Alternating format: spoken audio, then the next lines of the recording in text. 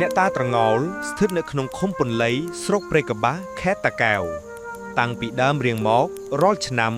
អ្នកស្រុកតែងធ្វើពិធីឡើងអ្នកតានេះដើម្បីសុំទឹកភ្លៀងអ្នកតានេះមានឈ្មោះល្បីទូទៅពេញទាំងស្រុកព្រៃកបាសទាំងមូលឯកម្មវិធីឡើងអ្នកតាព្រមទាំងដើមកំណើតនៃអ្នកតានេះខ្ញុំនឹងអធិប្បាយដោយសង្ខេបជូនដូចតទៅមានយាយម្នាក់ឈ្មោះយាយឌុលប្រទះនៅភូមិក្រវ៉ាល់ទៀកសង្កាត់អង្កាន់ស្រុកព្រៃកបាសតាកែវគាត់ជារូបអ្នកតាត្រងោលតែគាត់ទទួលអនិច្ចកម្មហើយកាលដែលគាត់នៅរស់នៅឡើយ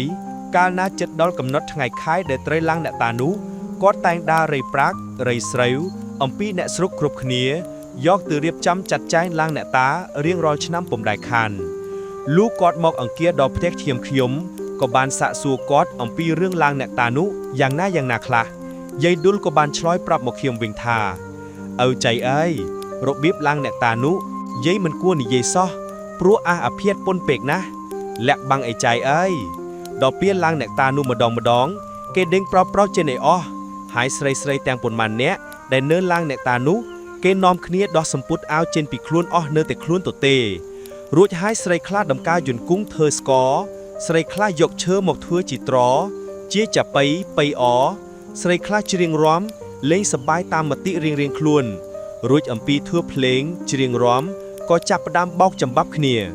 បោកផ្ដួលរួចទៅដេញចាប់គ្នាទៀតខ្លះទៅយកដុំថ្មរូបអ្នកតាពីលើខ្ទមមកហើយសួរថាលោកតាឲ្យភ្លៀងឬមិនឲ្យភ្លៀងទេបើមិនឲ្យភ្លៀងទេយើងនឹងនាំគ្នាជិះជួនលោកតាអាងទាត់តែស្លាប់ស្រីឯទៀតក៏នាំគ្នាឆ្លើយដោយឧបកិច្ចថាយើងឲ្យភ្លៀងហើយគេលេងដូចគ្នាចាប់តាំងពីម៉ោង3រសៀលរហូតដល់ម៉ោង5ទើបឈប់តមកពួកស្រីក្មេងៗក្នុងចំណោមស្រីអ្នកលេងទាំងប៉ុន្មានក៏នាំគ្នាដងទឹកយកមកឲ្យស្រីចាស់អ្នកលេងនោះងូតជួនកាលមានភ្លៀងធ្លាក់ក្នុងថ្ងៃនោះក៏មានរំលង 2-3 ថ្ងៃទើបមានភ្លៀងក៏មានគឺថាឈុតឆាប់ណាស់របៀបឡើងអ្នកតានោះគេលេងភ្លេងឧបកិច្ចគ្មានលេងភ្លេងមែនតែនទេឯប្រដាប់ប្រដាគ្រឿងសំណែនវិញមានគោមួយស្រាមួយអីទិនរាល់ឆ្នាំព្រោះហេតុនោះហើយបានជាដល់រដូវថ្ងៃខែឡើងអតា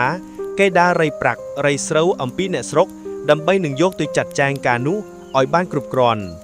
កាលដែលយាយឌុលនិយាយចប់ហើយខ្ញុំក៏សួរតទៅទៀតលោកយាយ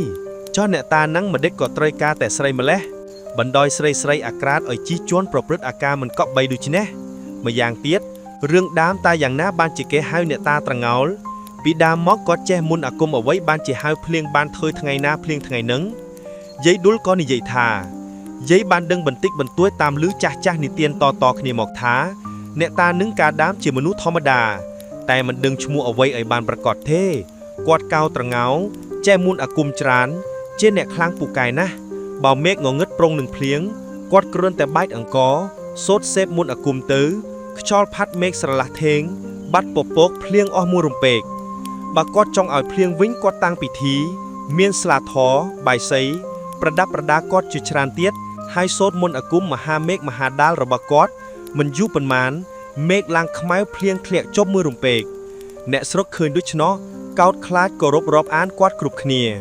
លុះគាត់ស្លាប់ទៅអ្នកស្រុកនៅតែគោរពគាត់ជានិច្ចទើបយកដីអ៊ិកមកប៉ាន់ធឿជារូបគាត់ឡើងមានក្បាលត្រងោលដូចរូបគាត់កាលនៅរូឡៃគេចង់បានទឹកភ្លៀងគេនាំគ្នារៀបចំធ្វើគ្រឿងពិធីការបូជាគាត់សុំទឹកភ្លៀងរៀងរាល់ឆ្នាំតាមចំណាំដែលធ្លាប់ឃើញគាត់ធ្វើអំទីកាវដែលគាត់នៅរមនោះរៀងរហូតដល់សប្តាហ៍ថ្ងៃខ្ញុំក៏សួរបញ្ជាក់យាយឌុលទៀតថាចុះហេតុអ្វីក៏ចាំឲ្យស្រីអាក្រាតគេរខ្មាស់ទៅធ្វើដូច្នេះយាយក៏ឆ្លើយថាខ្ញុំលែងដឹងហើយចៅអញលែងសួរខ្ញុំទៅខ្ញុំមិនដឹងទេខ្ញុំបាននិយាយទៅយាយនោះវិញថាតាមមតិរបស់ខ្ញុំយល់ថាប្រហែលជាតាត្រងោលនឹងកាលដែលគាត់នៅរស់នៅឡើយគាត់ស្អប់ស្រីណាស់បើឃើញស្រីទៅប្រឡែងនឹងគាត់តែងឲ្យវត្ថុអ្វីទៅស្រីនោះឲ្យដើរចេញពីគាត់ឆាប់ទៅព្រោះគាត់ចំណាយធុញទ្រាន់នឹងកាមតណ្ហាហេតុនេះហើយបានជាអ្នកស្រុកកាលណាចង់បានទឹកភ្លៀងឲ្យស្រីអាក្រាតទៅជីកយន់គាត់ធុញថាប់គាត់ក៏ខំសូត្រអាគមខាបទឹកភ្លៀងមកឲ្យឆាប់ដើម្បីឲ្យស្រីអននឹងឆាប់នាំគ្នាទៅផ្ទះឲ្យស្រឡះពីមុខគាត់ទៅក្រែងអីចឹងទេដឹងលោកយាយឆ្លើយថាយាយលែងដឹងឲ្យចៅយាយលាទៅផ្ទះហើយ